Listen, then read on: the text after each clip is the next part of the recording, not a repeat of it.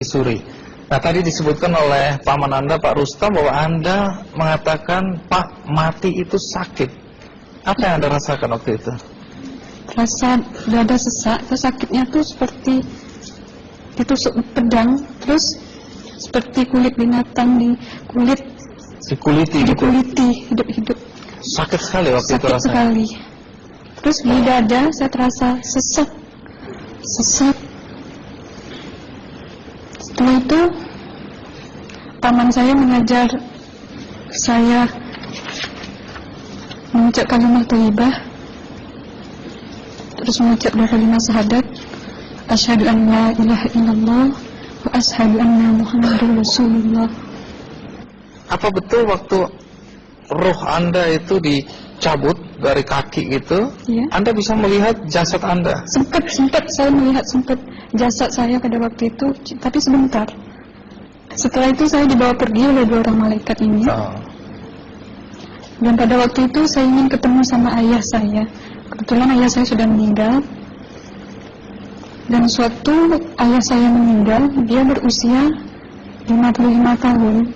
Setelah saya ketemu di sana, dia tuh berusia muda. Kok muda? Berusia 17 sampai 20 saya perkira. Anda sempat ngobrol dengan ayah? Sempat. Apa yang Anda sampaikan? Waktu itu ayah nangis.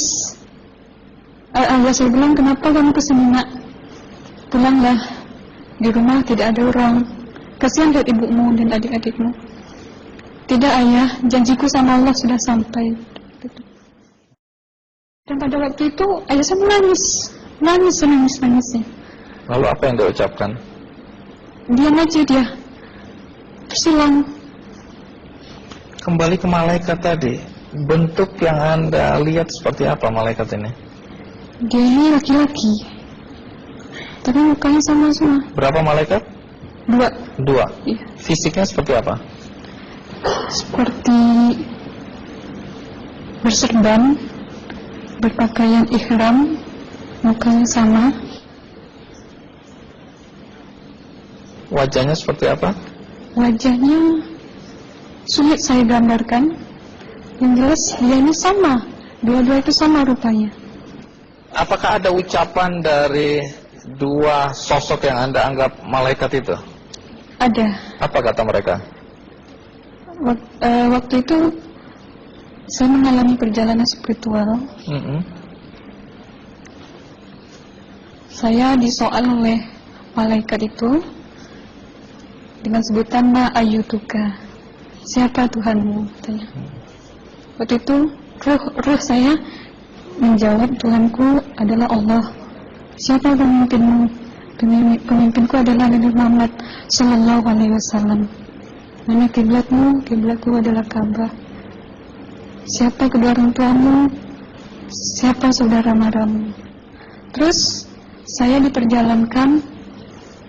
Setelah itu kedua orang malaikat ini memimpin tangan saya, tangan kiri saya, membawa saya ke satu tempat, menduduki saya di sebuah kursi. Pada waktu itu kursinya tuh empuk, mungkin 8 busanya ya, cantik. Terus di sana saya duduk.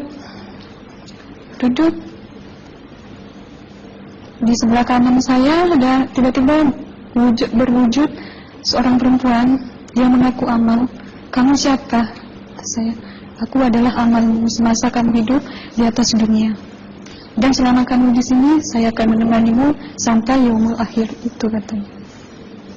Dan pada waktu itu saya melihat perempuan-perempuan solehah berpakaian muslimah, berkerudung, mencium pipi kanan, pipi kiri. Mungkin salam perkenalan pertama waktu menduduki di situ.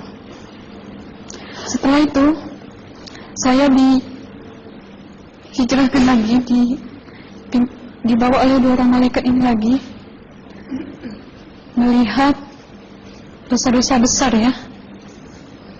Di sana saya diperlihatkan ada seorang laki-laki memikul besi di bahunya. Saya perkirakan besi itu mungkin beratnya tuh berton kali ya.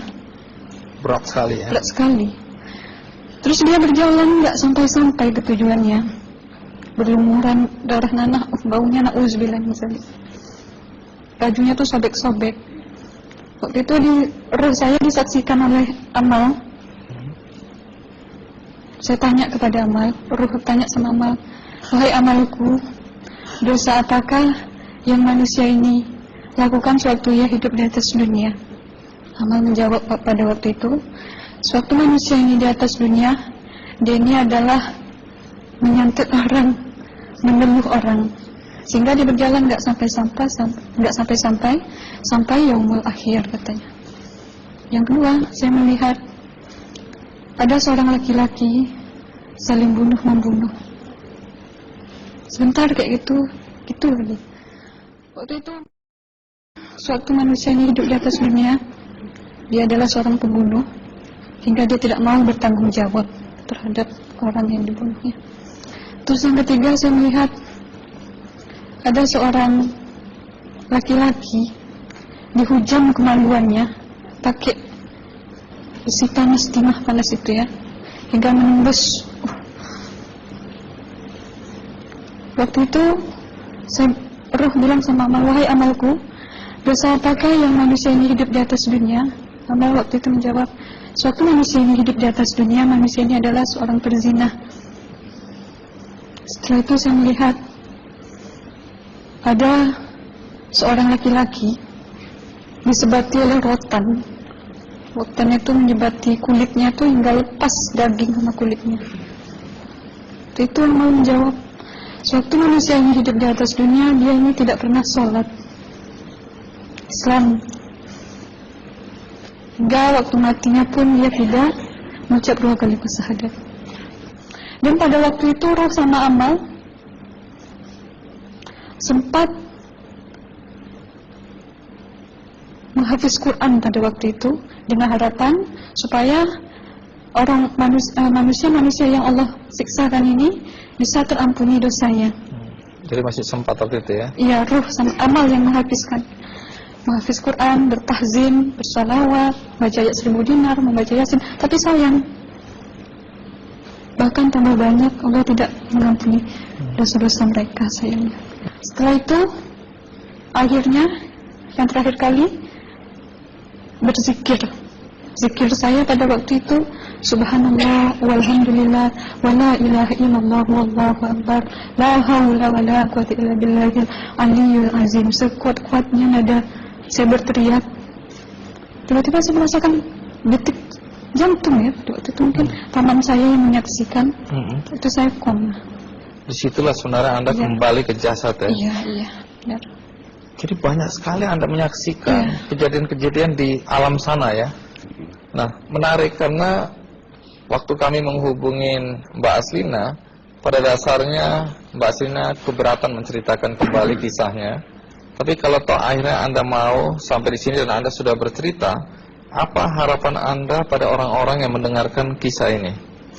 Ya, harapan saya pertama, ya lebih banyak menyambut puasa ya, lebih banyak mendekat diri aja sama Allah, perbanyakkan amalan soleh, perbanyakkan zikir, perbanyakkan sholawat, baca Quran, dan sebagainya. Itu harapan Anda ya? Iya. Baik, terima kasih Mbak Aslina ya, sudah datang dari Bengkalis.